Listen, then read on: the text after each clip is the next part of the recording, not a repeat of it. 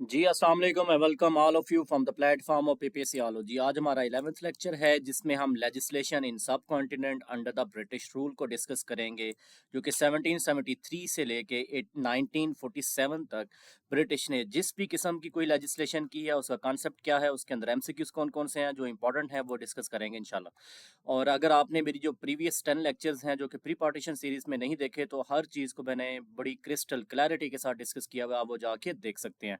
देखें जी, 1773 में regulating act पास हुआ।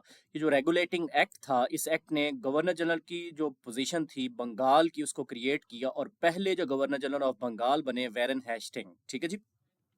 सो डब्ल्यू से वैरन का ले लें और बी से बंगाल का ले लें तो डब्ल्यू बी वर्ल्ड बैंक के कोरस्पॉन्डिंग आप इसको, या एक कोई कॉनोटेशन डब्ल्यू बी के कोरस्पॉन्डिंग वर्क बुक के कोरस्पॉन्डिंग आप प्रिपेयर कर सकते हैं। ठीक है। सो ये गवर्नर जनरल ऑफ बंगाल हैं पहले, जो कि रेगुलेटिंग एक्ट ने इनको बनाया था।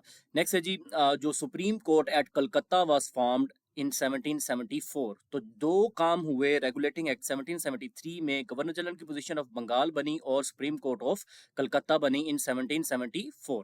ठीक है। और ये जो पहला स्टेप था in British government control over east India company, तो पहला स्टेप जिसमें ब्रिटिश गवर्नमेंट ने ईस्ट इंडिया कंपनी के ऊपर जो कंट्रोल किया था वो क्या था? Regulating act 1773। आपको याद होगा कि जब ईस्ट इंडिया कंपनी यहाँ पे सब कॉन्टिनेंट में आई थी तो उस वक्त इसके ऊपर ब्रिटिश गवर्नमेंट का ज़्यादा कंट्रोल नहीं था। सो गवर्नर जनरल को कब बिठाया है इन्होंने? 1773 में रेगुलेटिंग एक्ट और सुप्रीम कोर्ट को एट कलकत्ता इन 1774। नेक्स्ट है 1784 पिट्स इंडिया एक्ट। अच्छा जी, इसके अंदर क्या किया है कि जो ब्रिटिश पार्लियामेंट का कंट्रोल है उसको एनहांस कर दिया अपॉन इंडियन अफेयर्स। ठीक है, वो कैसे किया देखते हैं। Establish the board of control, इन्होंने एक बोर्ड ऑफ कंट्रोल को बनाया, नंबर वन। नंबर टू क्या हुआ जी, इसके अंदर 6 मेंबर्स है टोटल। ये एक इंपॉर्टेंट एमसीक्यू है, और इसमें including the chancellor of exchequer and the secretary of state. So दो लोग जो इंपॉर्टेंट है इसमें, exchequer, chancellor of exchequer and secretary of the state है।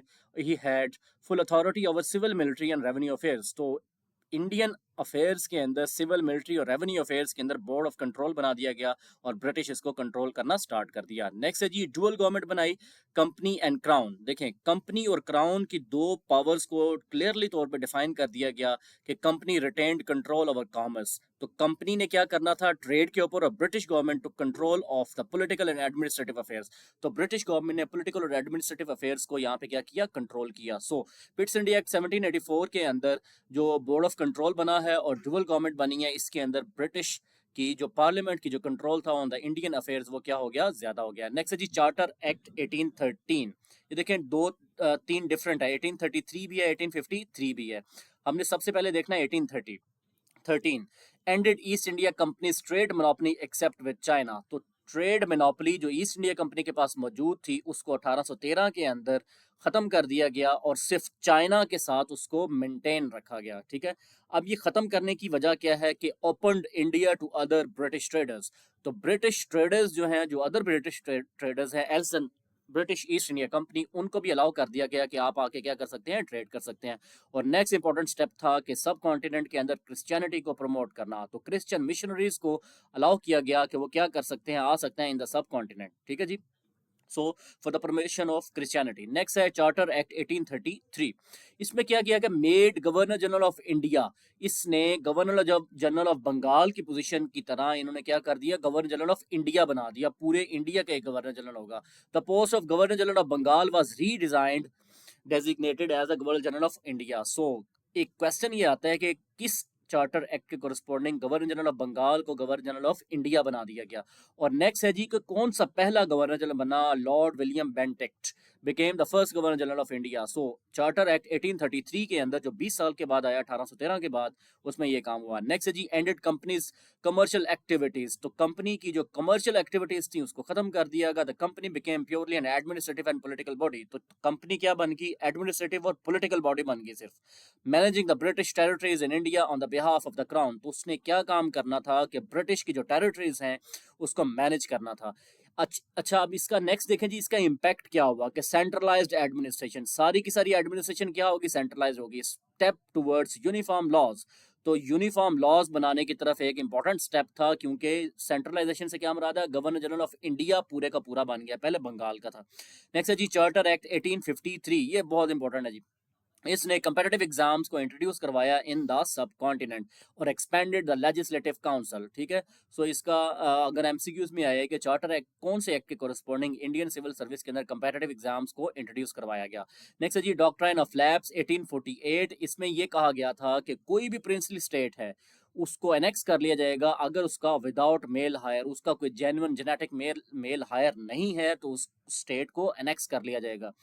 ये डॉक्ट्राइन ऑफ लैप्स को हमने जो 1857 की वॉर ऑफ इंडिपेंडेंस की प्रीवियस लेक्चर्स हैं उनके अंदर हमने डिटेल में डिस्कस किया हुआ है, आप वहां पे जाके देख सकते हैं। लॉर्ड डलहौजी कौन है, कब से लेके कब तक इसका रोल रहा है और इसके रिलेटेड जो भी इंपॉर्टेंट फैक्ट्स हैं हमने वहां पे डिस्कस किए हुए हैं।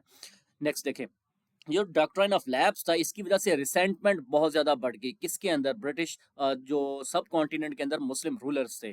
और हुआ क्या कि major cause of the 1857 revolt, तो 1857 का जो रिवॉल्ट था उसकी एक मेजर कॉज ये भी है। नेक्स्ट देखिए कि 1858 का 1858 में गवर्नमेंट ऑफ इंडिया एक्ट 1858 में पास हुआ। इसमें किया क्या गया कि एंडेड कंपनी रूल। तो एक एमसीक्यू आता है कि ईस्ट इंडिया कंपनी का जो रूल था उसको कब खत्म किया गया, गवर्नमेंट ऑफ इंडिया एक्ट के अंदर 1858 में। और powers transfer to the British crown, तो सारी की सारी पावर्स जो थी वो किसको ट्रांसफर कर दी गई, ब्रिटिश क्राउन को। So that is very important event in the history of the subcontinent. So beginning of the British Raj, एक ऑफिशियली तौर पे ब्रिटिश राज जो है वो बिगिन हो गया। नेक्स्ट है 1860 में इंडियन पिनल कोड जो है IPC, Indian penal code codified the criminal law across the India. और वही जो सब कॉन्टिनेंट में आजकल पाकिस्तान, इंडिया और बांग्लादेश में उसको यूज किया जा रहा है इन डिफरेंट फॉर्म।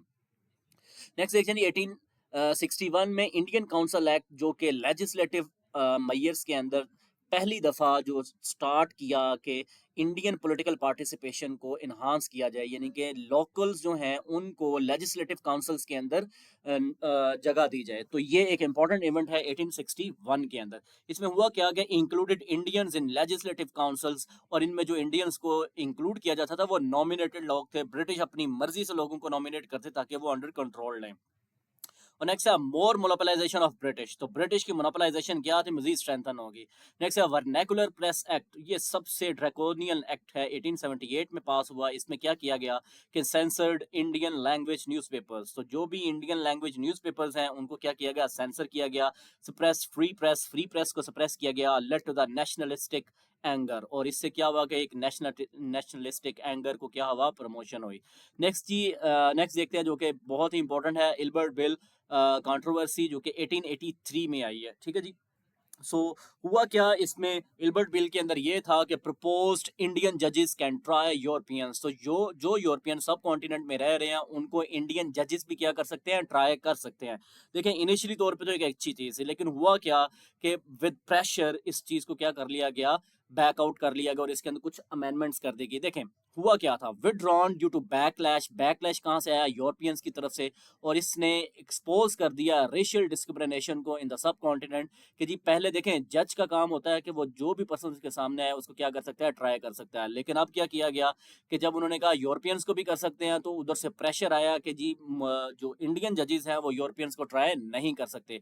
हुआ क्या, वायसराय उस वक्त रिपन था, लॉर्ड रिपन, उसने इंट्रोड्यूस करवाया कॉम्प्रोमाइज जिसको जनवरी 1884 को इंट्रोड्यूस करवाया। इसमें यह कहा गया जो डिफेंडेंट्स हैं, जो नॉर्मल तौर पे ब्रिटिश कॉन्टेक्स्ट में बात हो रही थी या यूरोपियन कॉन्टेक्स्ट में बात हो रही थी, defendants could demand a jury with at least half European members. तो जो भी जजेस की ज्यूरी होगी उसमें हाफ मेंबर्स क्या हो सकते हैं, यूरोपियन हो सकते हैं। An authority was shared equally among Indian and European district courts. ठीक है, तो इंडियन और यूरोपियन डिस्ट्रिक्ट कोर्ट के अंदर अथॉरिटी को इक्वली तौर पे डिवाइड कर दिया गया।